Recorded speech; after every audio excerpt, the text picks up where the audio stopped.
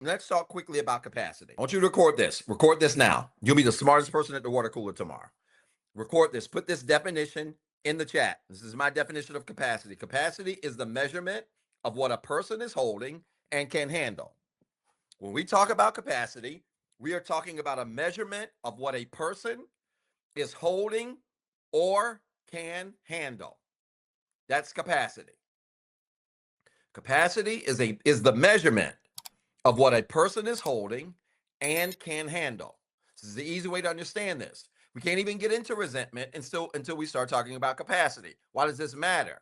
Because capacity, when we examine and we are honest about our capacity and the capacity of people that have offended us, we learn how to treat people on the level that they are. And some of you got resentment against people who don't know any better.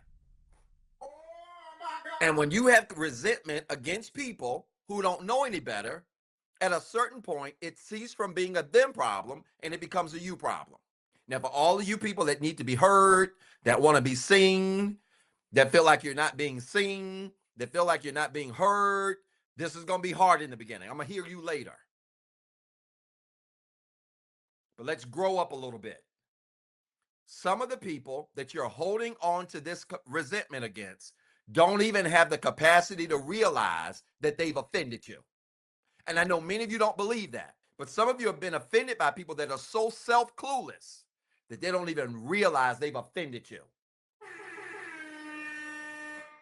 And here you are, 3 years later, holding on to anger, holding on to unprocessed, unreleased anger against people who don't even realize, who don't even have the capacity nor the self-awareness to realize how bad of a shape their own life really is. So that's for the first layer of resentment. You're going to have to, first of all, when it comes to beating resentment, you've got to first measure and evaluate the person who has offended you and measure their capacity. Before you go further, we can't go no further until we do that. What is the capacity of the person who has offended me? How do we measure capacity? Glad you asked.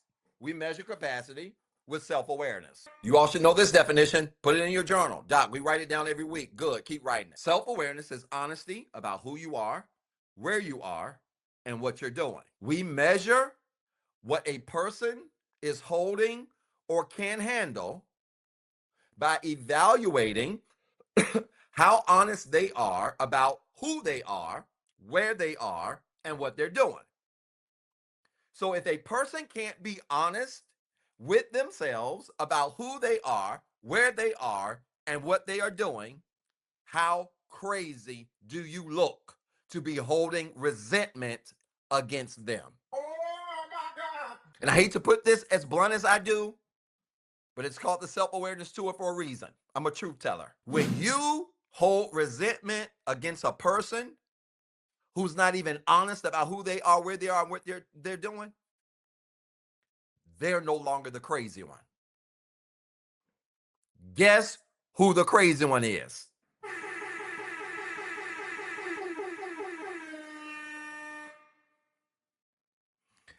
They're no longer dysfunctional.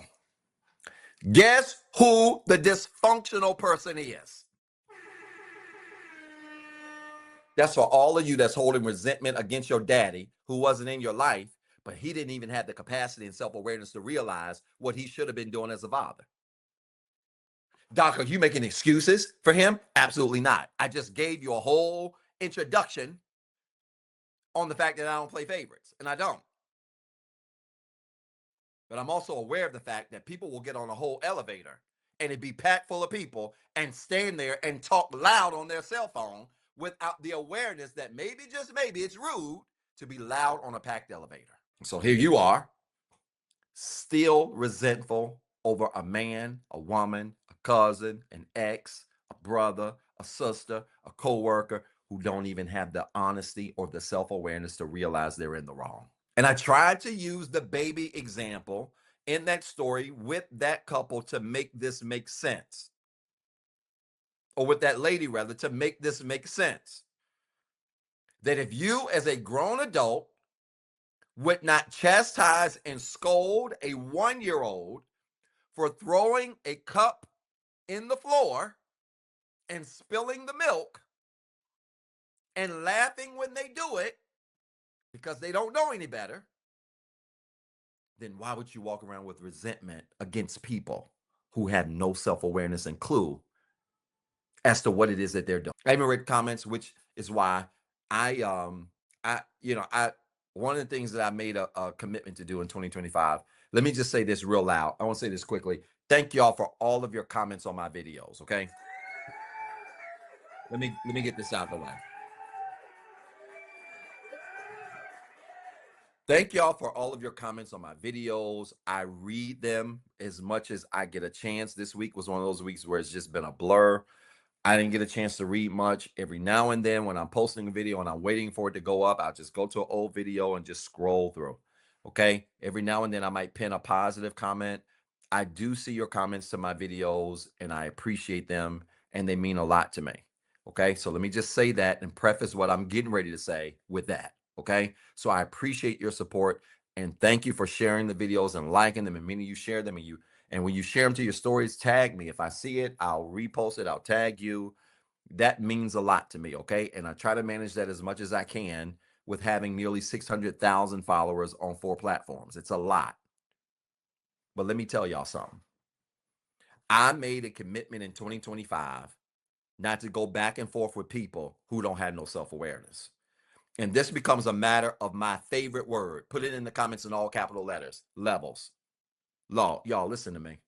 If you're not going to go back and forth with a 1-year-old who doesn't have the capacity to realize or the self-awareness to realize that he or she, when they drop a bottle on the floor and milk goes everywhere and they start laughing, you ain't going to scream at a 1-year-old because they don't know any better.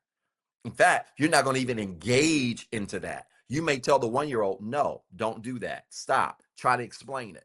But what you're not going to do is have a whole attitude, not talk to your 1-year-old for 5 hours. Why? Because they don't have the capacity. And I take the same approach even in social media. And some of y'all should too. You ready? This is going to offend some of you entitled, I need to be seen and heard people. You ready? In 2025, one of the best ways to respond to people with low capacity, you ready? Ignore them. Put that in the chat. All capital letters. Ignore them. They have the capacity of a 1-year-old. And here you are going back and forth with people who not on your level. And when you do that, it's like you arguing with a 1-year-old that can't even speak a language. And at a certain point, you're the crazy one arguing with a 1-year-old. Are y'all catching this? I had to get together in my comments. Not my comments, in my DMs. I think it was on Facebook. Send me this long paragraph. Hey Doc, I enjoy your content. What was the word she used? She said, I enjoy your comment. I enjoy your content, but I feel really disrespected because you never respond to any of my comments to your videos. I really enjoy your content, but I really feel disrespected. She used the word disrespected. Listen to me. A grown woman used the word disrespected to describe how I didn't have time to respond to one out of probably 6,000 to 7,000 comments I get a week.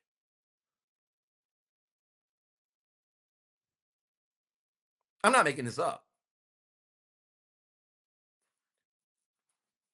The unhealed me would have responded, went crazy, went off, put her in her place, blah, blah, blah, blah, blah. The healed me realizes I'm not about to stand in the middle of the floor with a 1-year-old and go back and forth over the milk that they just spilled. Sweetheart, I looked at the message and hearted it and kept on going. Oh my God. Y'all stop responding to people that ain't on your level. I know y'all don't like this. All of these equal opportunity people about to jump in here and say, we're all the same. Lies. We're not. We're not the same. We don't do the same work. We don't get the same reward. I had 3 new clients tell me this week, their first session with me. Doc, I learned more in 60 minutes than I've learned in years in therapy. You really do the work. I know. So when y'all hear me popping it on this live and running my mouth, I ain't just running my mouth. Some of us really about this life. There's levels to this work. And because there is, and I know as well as many of you do, that you're not doing the amount of work, same amount of work as the people you criticize, hey, those of you that you're criticizing, they need to stop responding to you. I just don't respond to everybody. And I'm not being stuck up funny. I just don't cast my pearls among swine. I'm going to talk about that in a little while. Meaning, I'm not going to waste my wisdom and give a deep revelation to a 1-year-old who only understands goo goo gaga. And sometimes people will reveal their low capacity so bad that instead of speaking a native language or tongue to them, you just need to start doing that. Here, sweetie, sweetie. Because that's what they understand. So a lot of this resentment, I'm lifting to you, a lot of this resentment is self-induced. That when you don't understand capacity, ready?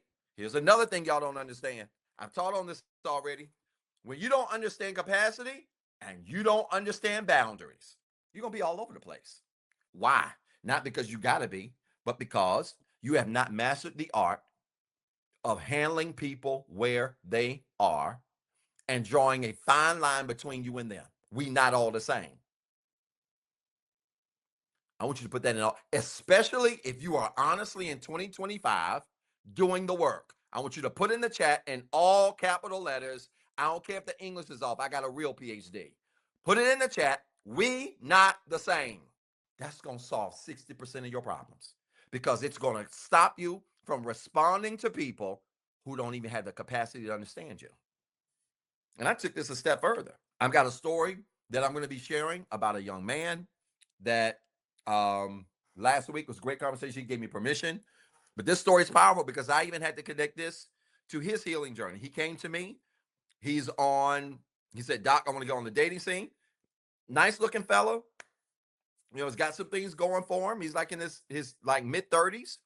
And he said, but Doc, I'm being honest with you. He said, I got a lot of resentment. I said, why? You got a great job. You're a decent looking fellow. What's the problem? Rejection. I said, rejection has created resentment in you? He said, yeah. I said, how? He said, because I don't understand how I can, he makes about 80, 90 a year. Ain't bad. Makes about 80, 90 a year. In his mid-30s, nice looking guy, really mannerable, respectful guy. He said, I got all of this, resentment because of rejection. I said, why did rejection create resentment? He said, because I got all this stuff to offer.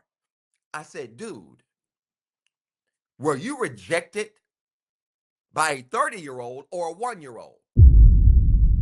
He looked at me crazy and said, Doc, you calling me a pedophile? I said, no. We start laughing. So of course I'm not calling you that. I said, but I want you to listen to the question that I gave you. I said, were you rejected by a 30-year-old or a 1-year-old? He said, Doc, she was 30. I said, what's the point I'm making? He said, I'm not sure, Doc.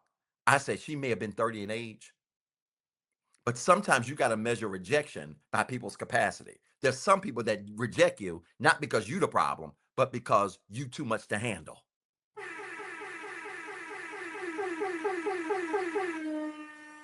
Oh my God. Many of you don't even realize, and I'm talking to you single people now, many of you don't even realize that because you're doing this work, when you show up in people's lives or you even express interest, your life becomes a mirror to who they are. So when people see you, they see themselves. Because the light reveals or it exposes. Oh my God. Doc, you talking over my head. Make it real plain. Some people rejected you because your presence revealed all of their flaws. Your presence revealed and exposed all of their issues and challenges. And you walked around and allowed rejection to turn into resentment instead of evaluating the fact that you were rejected by a 1-year-old.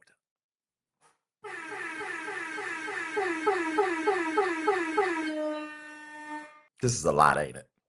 I'm just getting warmed up. Now I'm waking up. It took me about 30 minutes. I'm there now. So I had to explain to this young man. I said, dude, you're going to be fine. Rejection only counts when it comes from people who have the capacity to recognize what they rejected. If you give a 1-year-old a pair of keys to a Maserati, they going to play with it for a second because they never seen them. Then they going to throw them Maserati keys in the trash can and go find some blocks and go play with that. I said, are you going to diminish the value of the Maserati because they threw the keys away? I'm telling you. And it reminded me, some of you reached out and said, Doc, are you going to do this dating thing? Because I really want to do a dating show. I think I want to do it. I finally come around to the idea. It took me a minute because I don't want none of y'all to blame me if you end up getting matched up with somebody that don't work. Then be like, Doc hooked me up with this serial killer. Doc didn't do it. You gotta no. We gonna sign some waivers? No, absolutely not. But let me tell you something. I like the idea of doing a date show and connecting healed people. You know why? Because when you connect people that are healed together or people that are trying to be healed together, it should be a different flavor.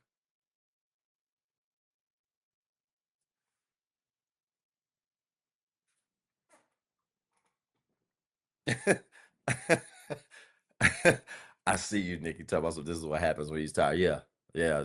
I'm about to go in and we just getting started. I hope this made sense.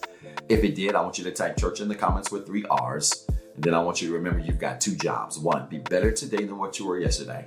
And 2, don't forget what I told you.